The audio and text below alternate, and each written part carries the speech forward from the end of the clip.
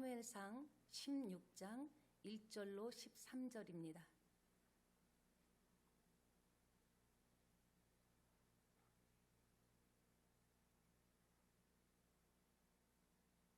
제16장.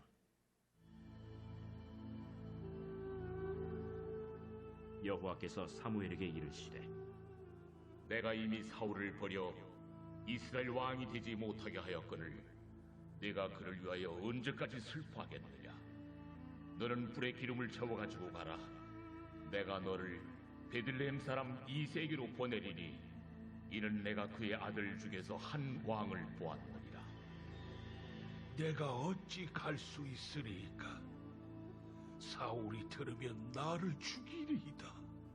하니 여호와께서 이르시되 너는 암송아지를 끌고 가서 말하기를 내가 여호와께 제사를 드리러 왔다 하고 이새를 제사에 청하라.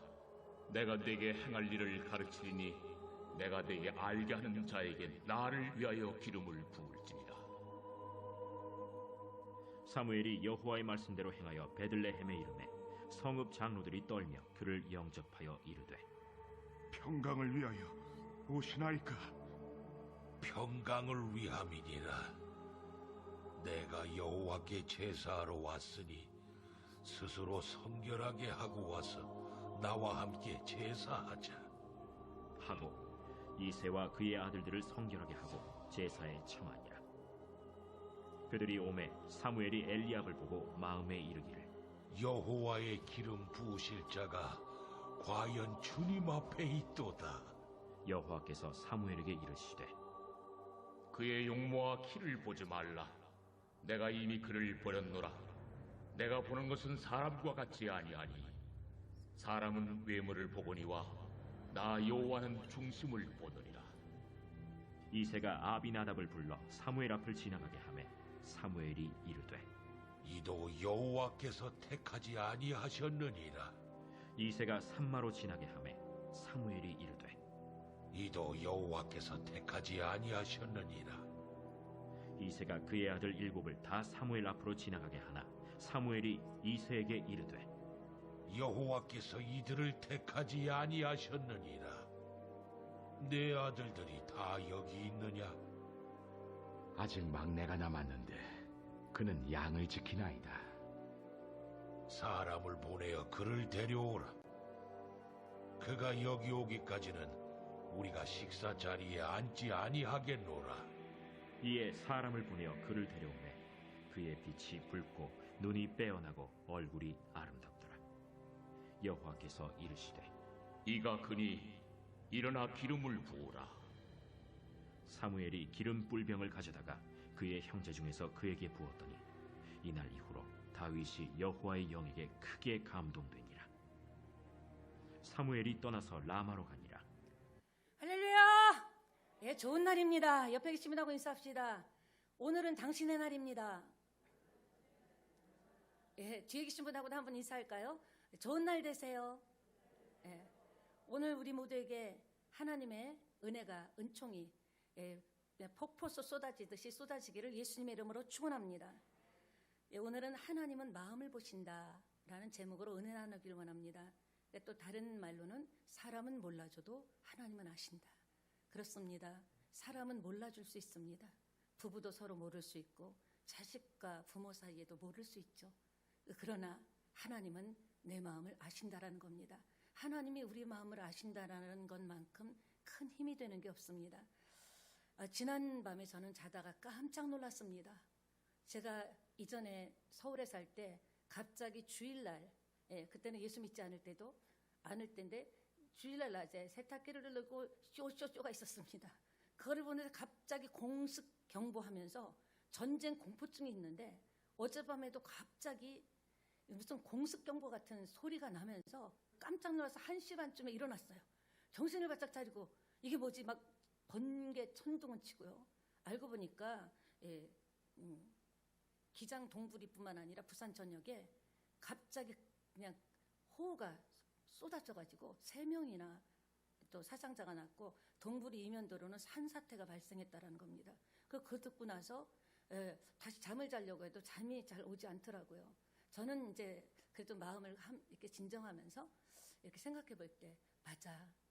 이렇게 경보를 해주니까 참 좋네. 그런 마음이 있으면서 하나님께서도 내가 오늘날까지 살아오면서 많은 시간, 특별히 예수 믿고 나서 많은 이렇게 경보를 해 주셨을 텐데, 어떤 일에 대해서, 어떤 문제에 대해서 이렇게 깨닫게 해주셨는데 내가 그 음성을 제대로 듣지 못했구나. 이제 진짜 하나님이 주시는, 하나님이 급할 때는 급하게 주시는 경보가 있거든요. 진짜 집중해서 들어야겠다, 그런 생각을 했습니다. 호우경보지만 참 안타깝습니다.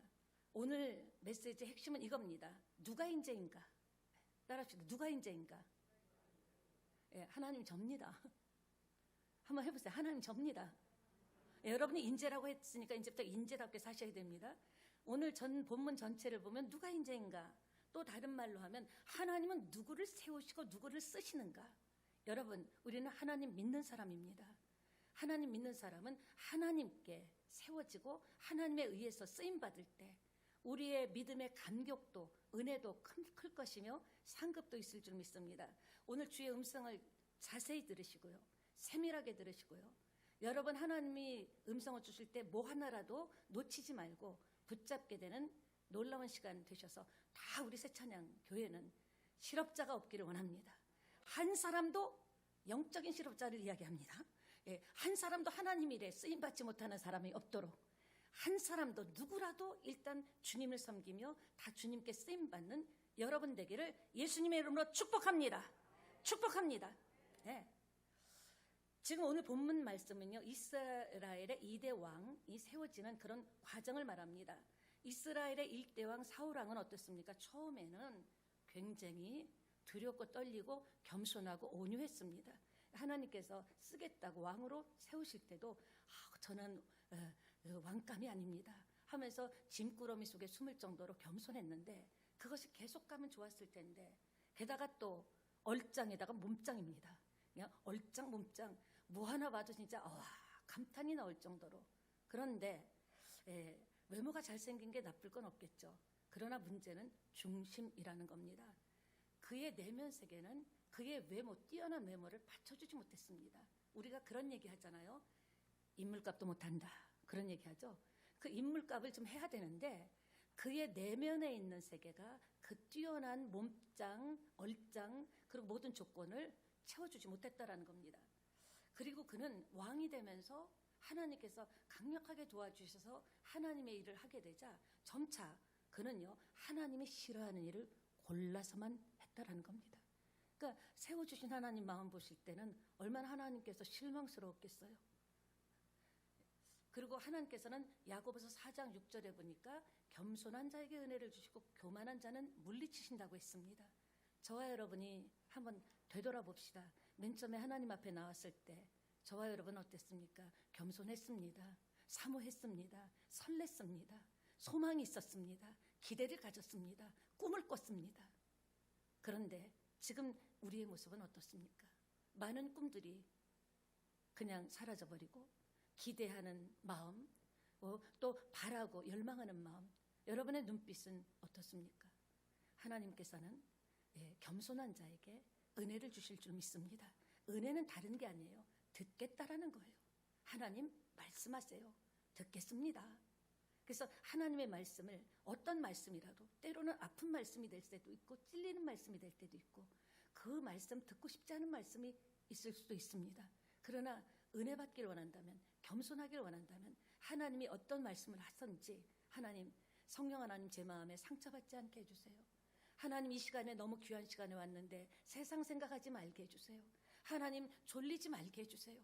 여러분, 우리는 살려고 예수 믿는 겁니다. 믿습니까? 그냥 어떤 종교 하나를 믿는다 그런 마음으로 나온 게 아니에요. 살고 싶어서, 천국 백성 되고 싶어서, 이 땅에서도 하나님의 자녀답게 그렇게 행하고 비전과 소원을 꿈꾸며 살고 싶어서 나온 줄 믿습니다.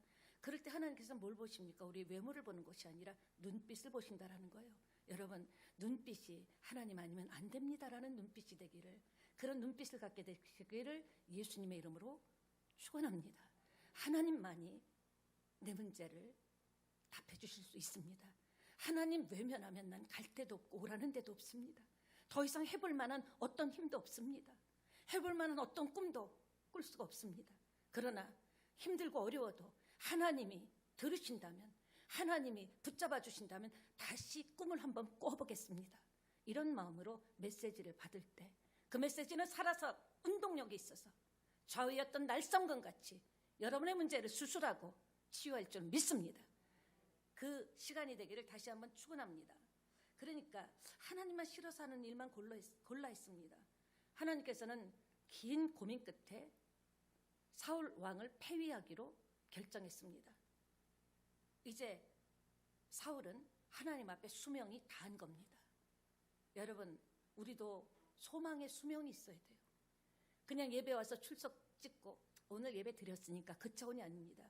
귀한 여러분을 불러주실 때는 뭔가 내일을 함께 하자고 비전을 주신 줄 믿습니다. 여러분의 사명의 수명이 끝나면 우리 신앙생활은 아무 힘을 얻지 못합니다.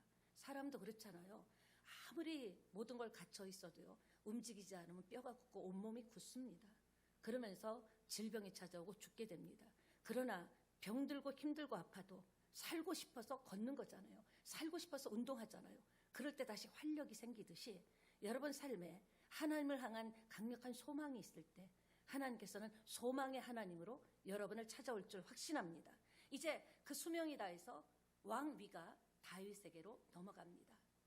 그런데 선뜻 이 하나님의 뜻을 눈치채지 못한 사무엘은 고향 라마로 돌아와서 침통한 하루하루를 보냅니다. 하나님이 세우라 그래서 세웠잖아요. 기름 부으라 그래서 기름 부었잖아요.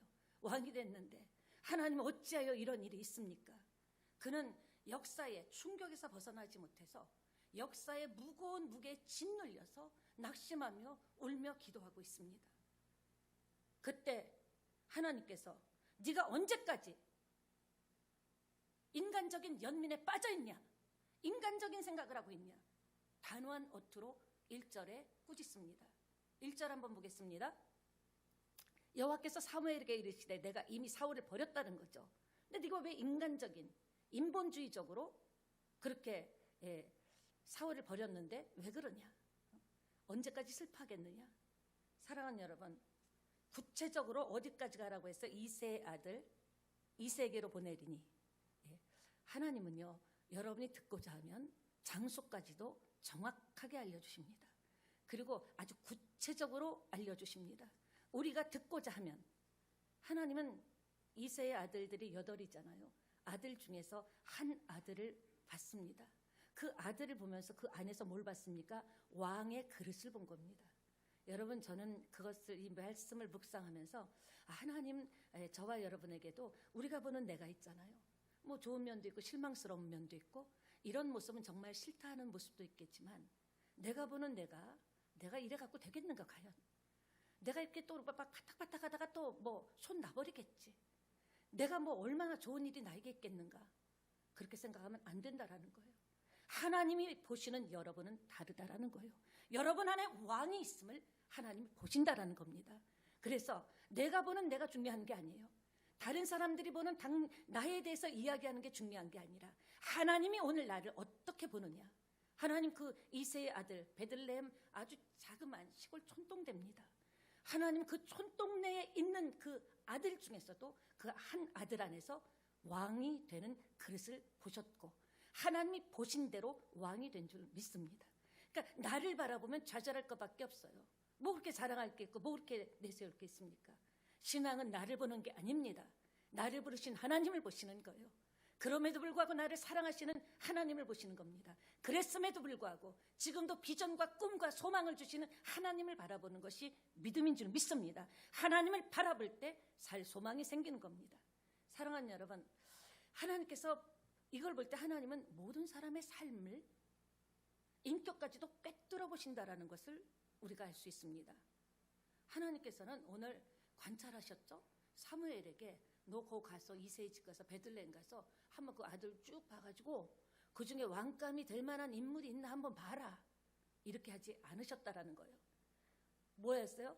그는 왕 될 만한 한 왕이 있다고 했습니다. 여러분, 우리 교회에 하나님께서 소망을 주십니다. 눈으로 보이는 게 전부가 아닙니다. 귀로 들리는 게 전부가 아닙니다. 우리가 이런 소망을 가지고 주님 말씀대로 행한다면 우리 안에 정말 많은 왕들이, 하나님이 세우신 새로운 왕들이 세워질 줄 믿습니다. 그것이 여러분과 여러분의 자녀가 되기를 예수님의 이름으로 축원합니다. 관찰하시는 하나님, 꿰뚫어 보시는 하나님. 사람은 나를 몰라줘도 하나님은 나를 아십니다. 부부가 서로 몰라줄 때가 있죠. 맞아요, 있어요. 자녀가 부모 마음 압니까? 부모가 자녀 마음을 다 헤아릴 수 있습니까? 직장에서 나를 알아줍니까? 사업하는 관계에서 파트너들이 내 마음을, 내가 얼마나 힘들고 어려운지, 얼마나 열심히 하는지 압니까? 모릅니다. 사람은 몰라줘도 하나님은 아신다라는 거예요. 이것이 얼마나 위로가 되고 살 소망이 생기고 다시 한번 일어날 수 있는 능력이 되는지 모릅니다. 하나님은 여러분을 꿰뚫어 보고 계십니다. 하나님은 지금 여러분의 일투족을 관찰하고 계십니다. 하나님 보시기에 기쁨이 되는 저와 여러분이 되기를 축원합니다. 언제 봤습니까? 언제 이새를 봤죠? 아니, 이새의 아들을 봤죠, 다윗을. 그가 목동으로 있을 때, 무명용사였을 때, 아무 이름도 없을 때, 말죄로 있을 때, 그 냄새나는 그 짐승의 그 분비물의 냄새가 묻고 그때 보셨다라는 거예요. 하나님 우리가 위대하고 높아질 때 보시는 분이 아닙니다.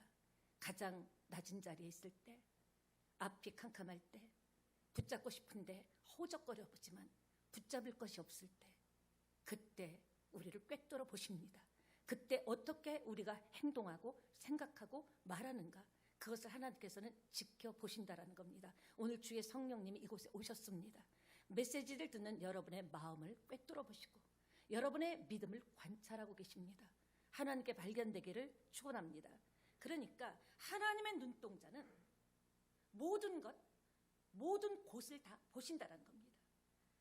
시편 121편 4절 보겠습니다. 이스라엘을 지키시는 이는 졸지도 아니하시고 주무시지도 아니하시리로다. 나를 지키시는 자는, 하나님의 자녀를 지키시는 자는, 새 찬양 이 예배드리는, 2부 예배드리는 여러분을 지키시는 하나님은 졸지도 주무시지도 아니하리라.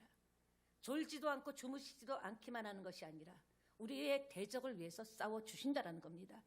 흑암의 세력을 멸해 주시는 하나님이십니다. 무슨 말입니까? 이분이 바로 저와 여러분의 하나님입니다. 어깨 좀 쫙 펴봅시다. 요새 어깨 한번 펴봅시다. 전부요, 움츠리고 있어요. 이럴 때일수록 자세가 사람을 만드는 거예요. 얼굴 표정이 사람을 만드는 거예요. 이럴수록 어깨를 더 펴고 목소리를 더 당당하게 할 때 우리는 흑암의 세력을 이길 수 있는 권능이 올 줄 믿습니다. 어깨 좀 펴셨습니까? 그러니까 저는 진짜 그런 것 같아요. 전 세계적으로 지금 대안이 없는 것 같아요. 또 다른 또 변이 바이러스가 나오고, 이거는 하나님의 손에 있지 사람의 의학으로는 우리가 상상을 못할 정도로, 오죽하면은 문 대통령이 백신만 맞으면 다 날 줄 알았다 그랬겠어요. 다 그렇게 생각했어요. 우리나라 대통령뿐이겠습니까? 그런데 변이가 또 새로운 또 변이가 나오고, 정말 마스크를 다 벗었다 또 다시 쓰고, 이거는요, 의학으로 우리가 무슨 위생을 지켜야 되지만, 안전수칙을 지켜야 되지만, 그래갖고 해결되는 게 아니라는 생각이 점점 강하게 옵니다. 하나님의 손에 있구나. 이 전염병은 하나님이 풀어주셔야 되겠구나. 그런 생각을 해봅니다. 사랑하는 여러분, 하나님은 24시간 365일 매 순간순간마다 우리를 지켜보십니다. 돌보십니다. 우리를 품어주십니다. 우리와 함께 하십니다. 이분이 바로 저와 여러분의 하나님입니다. 우리를 위해 싸워주십니다. 여러분, 빽이 없다고요? 배경이 없다고요? 진심으로 하나님께 기도해 보세요. 하나님은 우리를 도와주시는 하나님이십니다. 지켜주십니다. 이기게 하십니다. 결국은 잘되게 하십니다. 단지 그 과정까지도 우리가 견뎌야 되죠. 밥이 끓어야, 솥이 끓어야 밥이 될 것 아닙니까?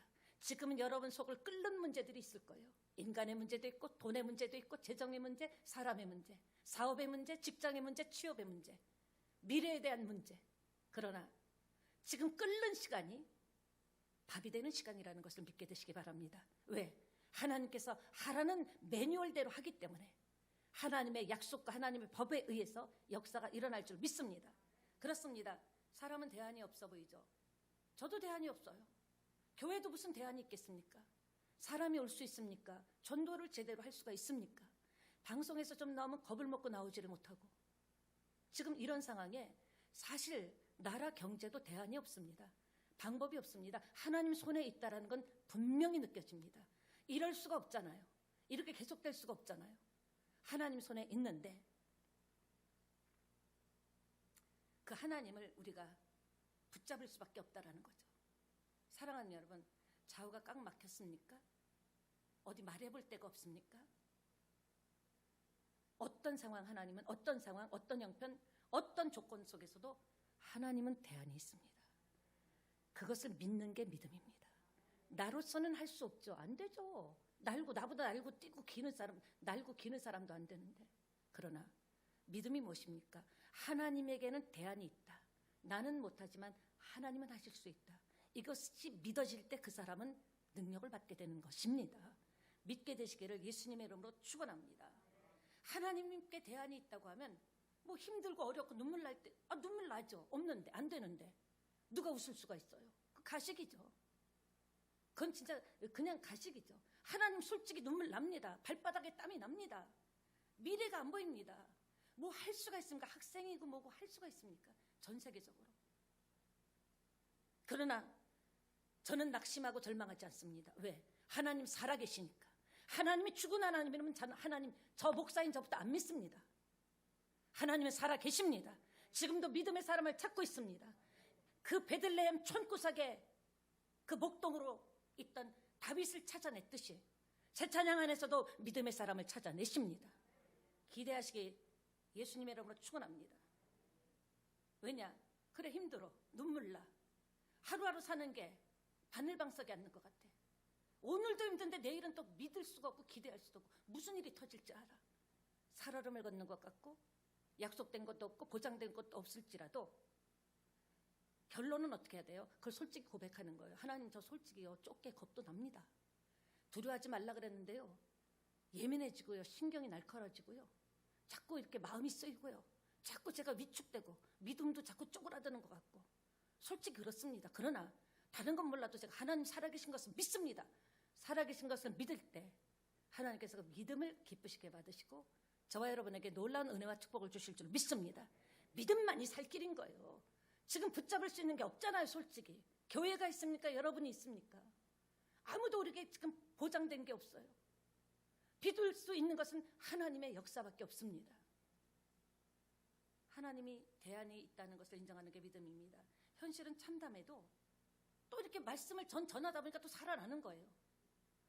진짜 또 이렇게 많이 부산에서 나왔다고 생각하니까 아이고 어쩌나 싶은데 또 말씀을 대하고 말씀을 선포하고 말씀을 믿다 보니까 그건 그거고 하나님은 살아계신 거야.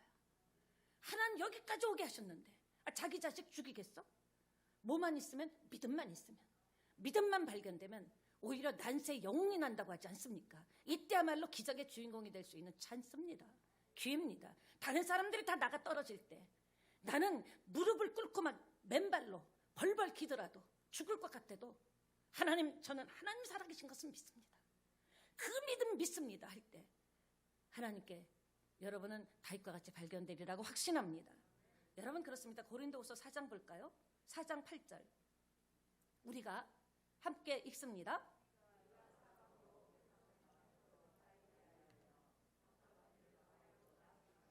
무릎을 한번 쳐봅시다. 와, 내 얘기네. 무릎 한번 치세요. 와, 내 얘기네. 예, 저의 얘기고 여러분의 얘기고 이 시대 이야기입니다. 현실은 인정해야 돼요. 부정한다고 안 오는 거 아니잖아요. 인정하면서 그때 어떻게 해야 돼요? 예, 우리가 그래도 이렇게 낙심하지 않고 매이지 않고 묶이지 않는 이유가 뭡니까? 오늘도 이렇게 예배하러 나올 수 있는 이유가 뭡니까? 생명의 예수 그리스도 주가 우리 안에 있기 때문입니다. 죽지 않는 하나님의 능력이 있기 때문입니다. 믿게 되시기를 바랍니다.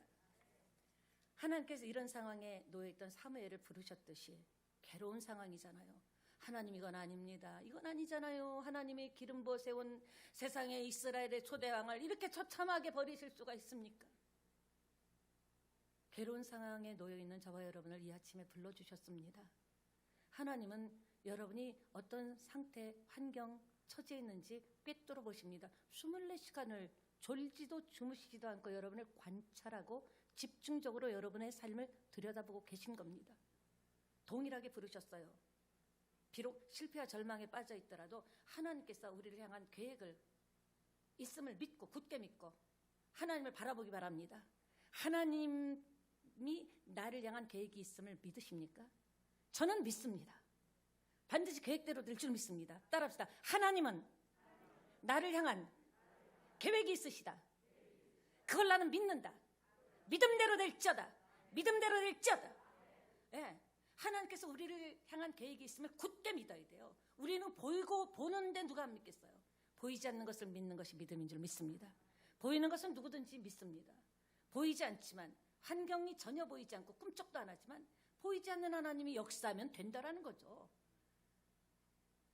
저도 사실 지난 시간 굉장히 많이 힘든 시간들이 있었습니다. 특별히 실패에 대해서, 실수에 대해서 굉장히 아쉬웠었어요. 왜 그때 그것을 선택했을까?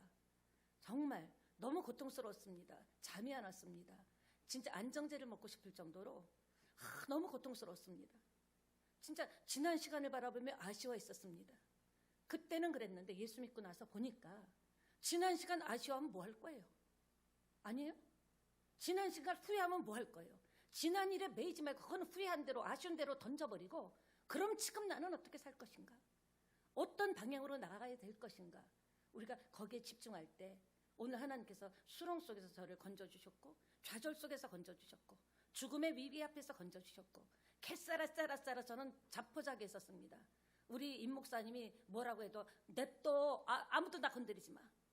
아무도 건드리지 마. 나는 그냥 이래저래 안 되니까 나 내 맘대로 살 거야. 이랬던 사람입니다. 저희 남편이 임 목사님이 걱정이 돼서 우리 언니한테 전화까지 할 정도로 서울에 있는 언니한테 그랬는데 하나님께서 찾아오셔서 툭툭 털고 오늘 이렇게 목회자의 자리에 서 있는 줄 믿습니다. 여러분 두려워하지 마세요. 두려워하면 사단이 역사합니다. 예수 이름으로 나갈 때 여러분을 여전히 그 자리보다 더 높이 세워주실 줄 확신합니다. 지금 이렇게 베들레헴에 찾아온 사무엘을 보자 베들레헴은 막 발칵 뒤집혔습니다. 소동이 났습니다. 아주 촌마을이잖아요. 자그마한 시골 마을이잖아요. 이전에 선지자가 찾아올 때는 두 가지를 가지고 찾아옵니다. 평화를 선포하러 오든지 아니면은 징계를 하고 심판을 선언하러 오는 그 두 가지 종류로만 오기 때문에 이들이 나가서 장로들이 맞으면서 평화를 위해서 오셨습니까? 할 정도로 굉장히 두렵고 떨리는 마음으로 그리고 이 당시는요.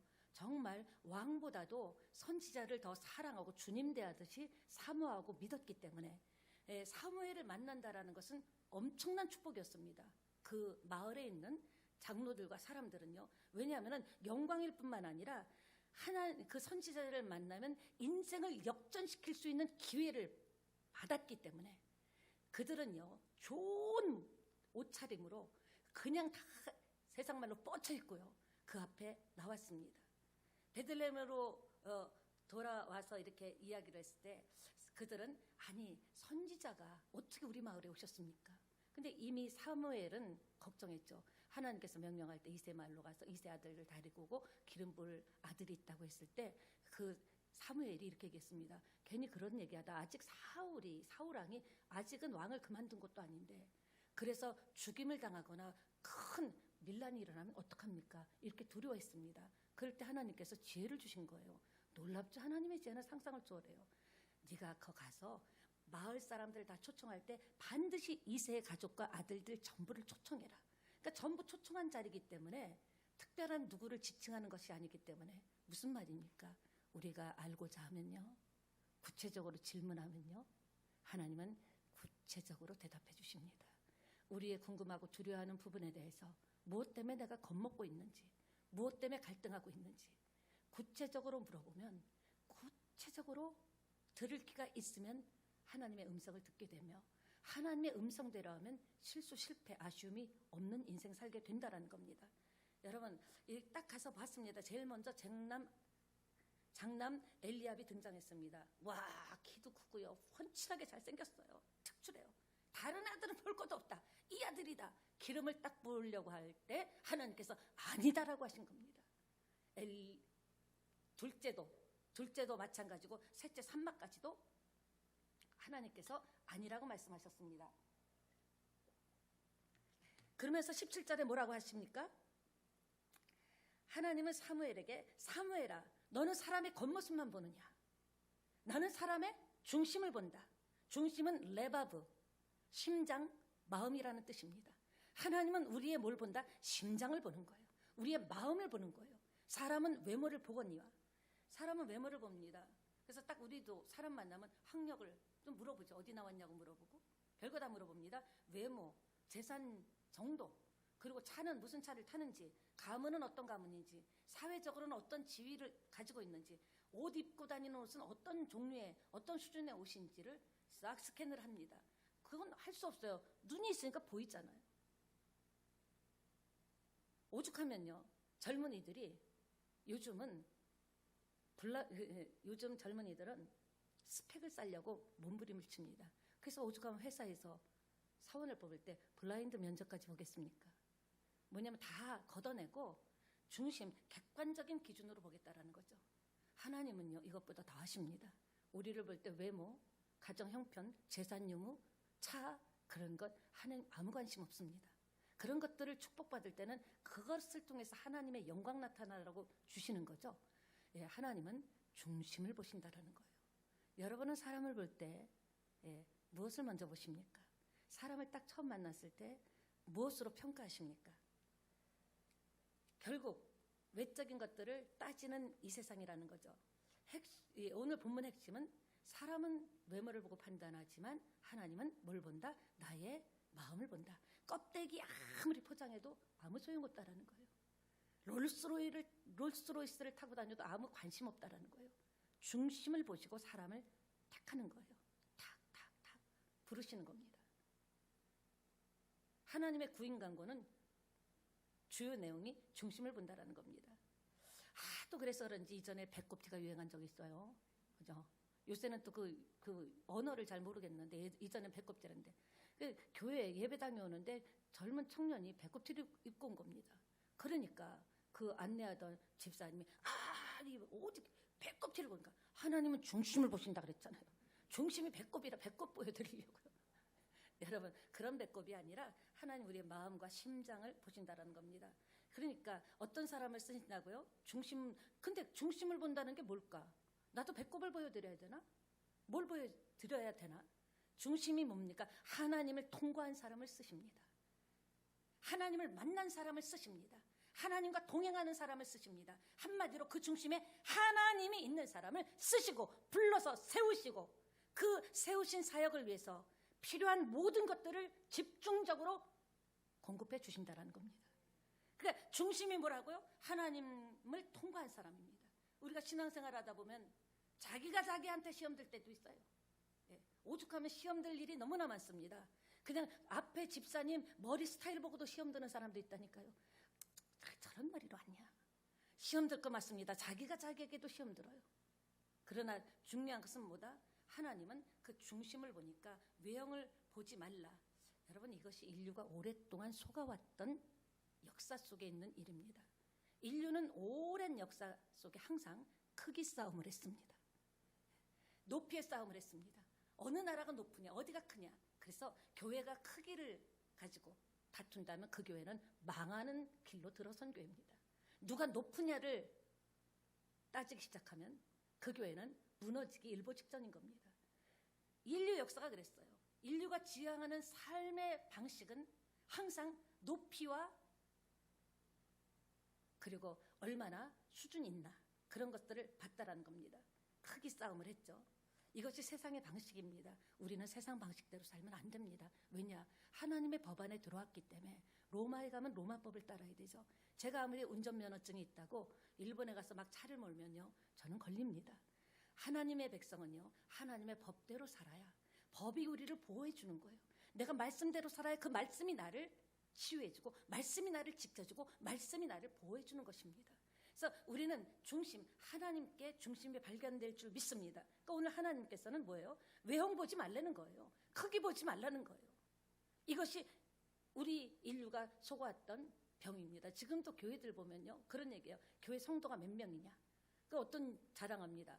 우리 교회는 국회의원이 많고 그게 쏘아 너쩌라고. 하나님은 그거 보는 거 아니에요.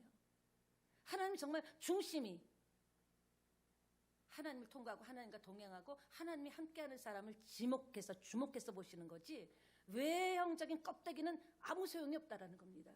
우리 새찬양교회가 정말 몇 명만 모였을지라도, 예를 들어서 그 사람들이 모인 구성원이 하나님을 통과한 사람이고 하나님의 인도를 받는 사람이고 하나님이 동행하는 사람이고 그 중심에 하나님이 있는 사람이라면 우리는 세계적인 일도 해낼 수 있다는 겁니다. 수천 명, 수만 명이 중요한 게 아니에요. 한 사람을 찾는 겁니다. 시골 촌구석에 있었던 이새의 아들 다윗을 결국 찾아내셨습니다. 새찬양교회 여러분, 지금은 평범한 것 같지만 저는 확신합니다. 우리 교회 안에서, 여러분의 자녀들 안에서 하나님이 택하시고 세우시고 발견된 사람들은 반드시 나오리라고 확신합니다. 지금 크게 하면 합시다. 네. 지금 하나님은 어떤 하나님인가? 사람의 수가 많다 적다에 의해서 일을 할 수 있고 할 수 없다 하시는 분이 아닌 거예요. 우리는 수가 중요해요. 예, 물질의 액수도 중요합니다. 힘도 중요합니다. 그러나 하나님은 우리가 없다고 하나님이 일 못하는 것 아니에요. 사람의 수가 적다고 하나님이 일 못하는 것 아닙니다. 그 단 한 사람이라도 믿음의 사람이 있다면 하나님은 그 사람을 통해서 다윗의 자손 예수 그리스도로 오게 하시는 겁니다. 그런 역사가 여러분의 가문에 있기를 축원합니다. 예, 첫째, 둘째, 셋째 전부 불합격됩니다. 난감하네. 지금 난감한 겁니다. 그래서 그럼 이 7명 아들밖에는 더 아들이 없냐? 그러자 머리를 긁적긁적거리면서 저기 아들이 하나, 막내 놈이 하나 있긴 한데 이렇게 뭐 변변치 않고 어디 있냐? 지금 양을 치고 있을 겁니다. 하긴 15, 16, 17 그쯤이니까 그때 생각할 때는 무슨 왕감이 되겠는가 했겠죠. 아니면은 다윗도 어쩌면 오고 싶지 않았을까요? 그 자리에 선지자 보고 싶지 않았을까요? 그런데 뭐 강요해서 너는 꼼짝 말고 양이나 쳐 그랬을까요? 어쨌든 간에 말죄가 있다니까 데려와라. 그가 오기 전에는 우리가 절대 앉아서 밥도 먹지 않을 거다. 강력하게 얘기했습니다. 왜? 그때 그는 안 거예요. 하나님은 실수하지 않는데 이새의 아들 중에서 한 소년에게서 왕감을 받다고 했는데 첫째, 둘째, 일곱째 계속 아니고잖아요. 그러면 마지막 8째 다윗이구나 딱 생각하고 불러오라고 했습니다. 다윗이 이제 드디어 헐레벌떡 사무엘 앞에 달려왔습니다. 검게 탄 얼굴에 늘 왜 막내는 그렇게 애잘하는데, 그 시대는 장남 위주여서 그랬을까요? 이스라엘도 철저하게 장손 위주거든요. 장남 위주거든요. 그 어린 애가 그 온몸에 냄새가 나는 거예요. 막 땀 냄새가 나고 또 그 양 뭐 짐승 냄새 막 섞여가지고, 그러니까 지가 주춤주춤하면서 들어와서 서 있는 겁니다. 그러나 하나님 보시기에는요, 사람을 보기에는 별 볼품 없었지만 하나님 보시기에는 그 빛이 붉고 눈이 빼어나고 얼굴이 아름답다. 여러분, 나는 나를 별 볼 일 없이 볼지 몰라요. 그러나 하나님은 여러분 한 사람 한 사람을 빼어나게 보십니다. 나는 나를 그래봤자지 뭐 이렇게 살다 가는 거지 뭐 별 수가 있겠어. 여태까지도 안 되던데. 나는 나를 그렇게 판단할지 몰라도 하나님은 여러분을 보실 때 빼어나게, 다윗과 같이 빼어나고 정말 그냥 눈을 뗄 수 없을 정도로 여러분을 집중해서 보고 계시다라는 것, 여러분을 기대하고 계시다라는 것, 여러분 꼭 믿게 되시기를 예수님의 이름으로 축원합니다. 예, 사도행전 13장 22절 보겠습니다.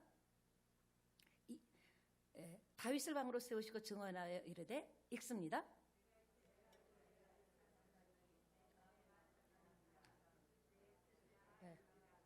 여러분은 그러시는 것 같아요. 아니 뭐 어차피 읽을 거 목사님이 읽으시지.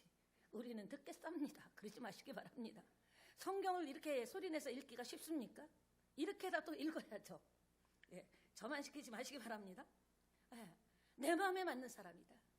우리 교회가 새찬양교회가 다른 거 다 잘라내고 하나님 마음에만 쏙 들기만 한다면, 여러분이 하나님 마음에만 쏙 든다면, 와 진짜 뭔가 정말 전율이 옵니다.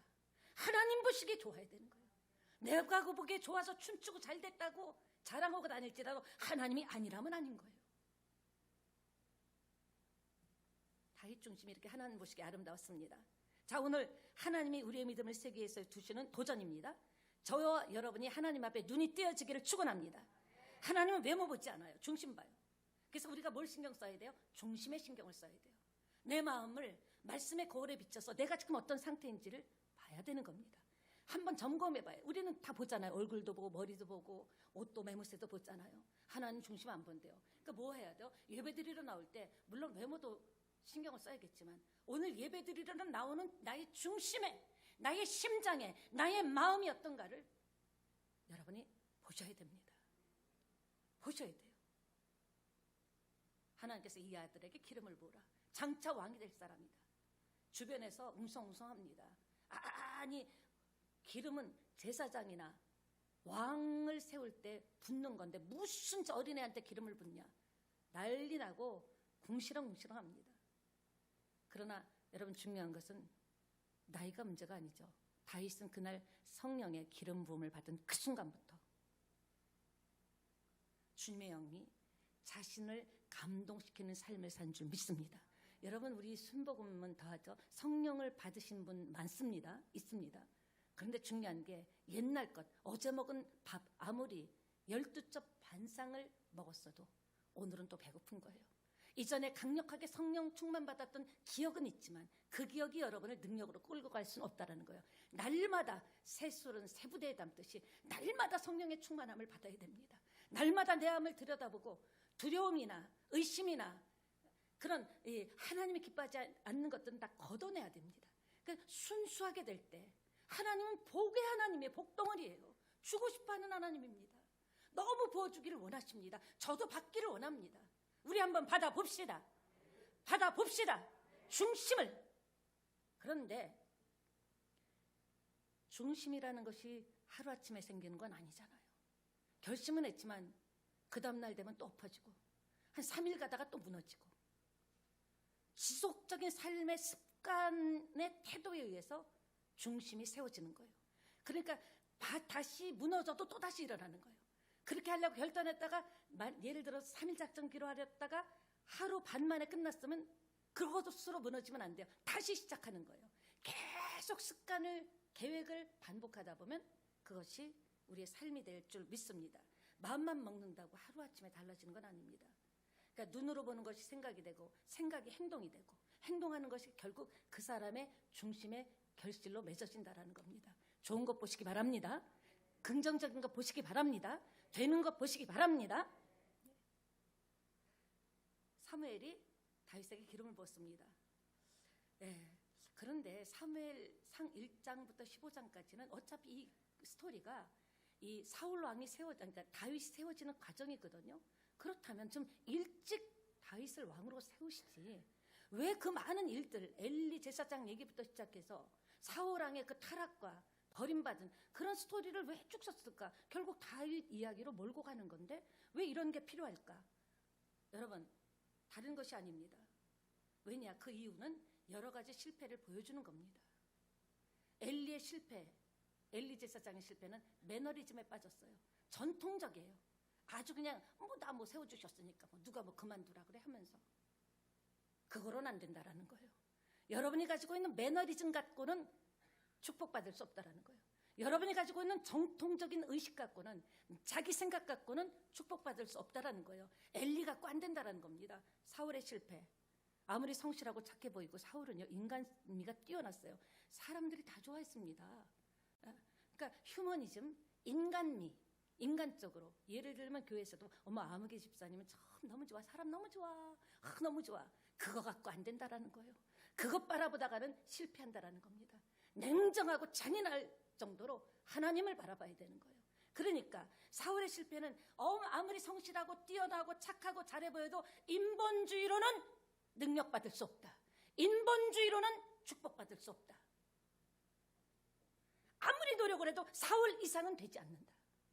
다윗이 되려면 인간적인 인본주의, 인간미 그런 건 품성으로 좋지만 그것 갖고는 안 된다는 겁니다. 사랑하는 여러분, 사울은 그 당시에 소통이 잘 되는 사람이었어요. 누구나 좋아했어요. 소통 잘 되는 사람 성격 갖고는 안 된다는 거예요. 뭐죠? 하나님을 바라보는 중심이 있어야 발견될 수 있다는 겁니다. 믿습니까? 그래서 우리가 할 수 있는 모든 실패들을 1장부터 15장까지 쭉 기록해 놓은 거예요. 왜 이걸 통해서 이렇게 되면 안 돼. 엘리 실패했잖아. 제사장 실패했잖아. 사울 실패했잖아. 이거 갖고 안 돼. 인본주의 인간미 갖고 안 돼. 세상의 외모와 그 눈에 보이는 것 갖고 안 돼.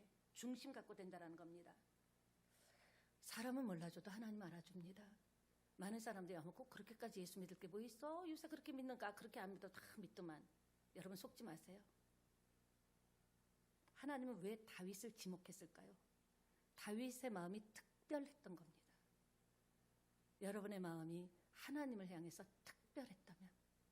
특별하다면 하나님도 여러분을 특별하게 보신다라는 거죠. 하나님의 눈은 사람의 눈 같지 않아요. 사람은 몰라줘도 괜찮아요. 뭐 누가 알아주면 뭐 할 거예요.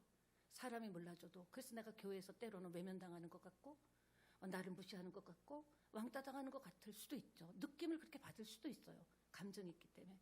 그때 여러분은 오늘 본문을 생각하시기 바랍니다. 사람은 몰라줘도 하나님은 하신다.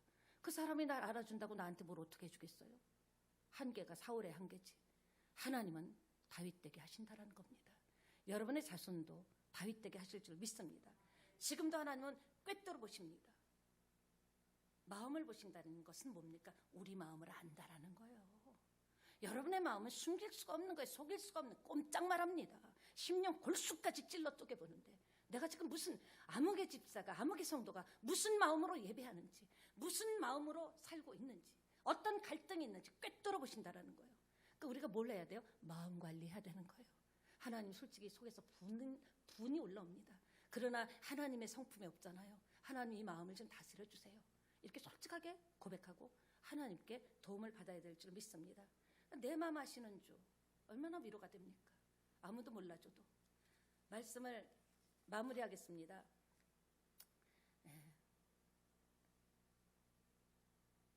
하나님께서는 어떤 때 좀 많이 줘보기도 하고 적게 줘보기도 합니다. 말씀의 거울을 보면 내가 보여서 괴롭죠. 저는 저를 볼 때가 제일 괴로워요. 제 내면을 들여다볼 때 괴로워요. 어떤 데 머리를 막 이렇게 진짜 박습니다. 정신 차리라고. 그러나 그렇다고 숨으면 안 되잖아요. 솔직하게 내 심정을 다 토해냈고 예수님의 보혈로 씻김을 받을 때 하나님은 역사하실 줄 믿습니다. 지금 우리가 어떻게 보면 이것도 저것도 아닌 상태에 있을 수 있습니다. 마음이 급하고 불안하죠. 불안할 수 있어요. 그런데 여러분 분명한 것은 하나님이 택하신 8번째가 있다는 것을 기억하시기 바랍니다. 내가 중심만 하나님께 발견되면 하나님이 주시는 8번째 기회가 나를 기다리고 있는 겁니다. 누구에게 옵니까? 중심을 하나님께 드리고 하나님께 특별한 마음을 가지고 있는 사람. 사람이 몰라줘도 하나님이 하시면 된다는 마음으로 하나님 나 살고 싶어요. 하나님 여기서 벗어나고 싶어요. 하나님 일하고 싶어요. 하나님께 쓰임받다가 죽고 싶어요. 이대로 있다가 늙어서 병들어서 죽고 싶지 않아요. 예수 믿고 이 땅에 왔는데 한 번은 하나님 일을 하고 싶어요. 기회를 주세요. 그럴 때 8번째 기회가 올 줄 확신합니다. 우리 함께 찬양하고 기도하기를 원합니다.